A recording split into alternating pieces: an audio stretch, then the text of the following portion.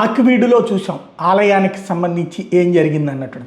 అట్లాగే కడపలో చూసాం హిందువులకు సంబంధించినటువంటి శోభాయాత్రని అడ్డుకున్నటువంటిది. ఇట్లాంటి సంఘటనలు తరచూ జరుగుతున్న హిందువులందరూ ఐక్యంగా చైతన్యపడకపోతే జరిగే పరిణామం ఒక గ్రామీణ ప్రాంతానికి సంబంధించినటువంటి సామాన్యుడి యొక్క స్వరం.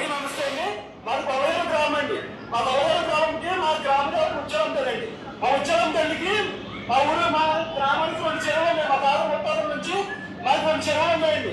ఆ 2 చెరువులు తీసుకుంటా మా గ్రామంలో పండుగ చేసుకున్నామండి. కానీ చూడండి, ఒకసారి అర్చించు చూడండి, ఎన్ని చెరువులండి, అన్ని కలుగుకుండండి, అన్ని కలుగుకుండండి. కానీ ఇచ్చు కానీ మా 2 భూములు మట్టిగండి గవర్నమెంట్ కట్టొచ్చిందండి. మా 2 భూములు గవర్నమెంట్, మా 2 చెరువులు గవర్నమెంట్ కట్టొచ్చిందండి. అవన్నీ కొనుగోండి కానీ మా 2 చెరువులు బట్టిగా గవర్నమెంట్ కట్టొచ్చిందండి.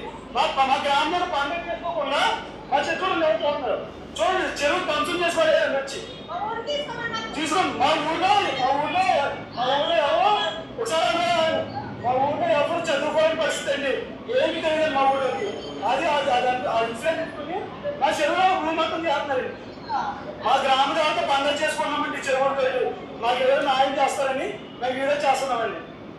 ఇది ఏం చేయాలి? ఇట్లాంటి వాటిని ఎవరు స్పందిస్తారు? ఏమన్నా ప్రత్యేకంగా సనాతన ధర్మ పరిరక్షణ బోర్డు వ్యవస్థ ఏదైనా ఏర్పాటు చేయాలేమో.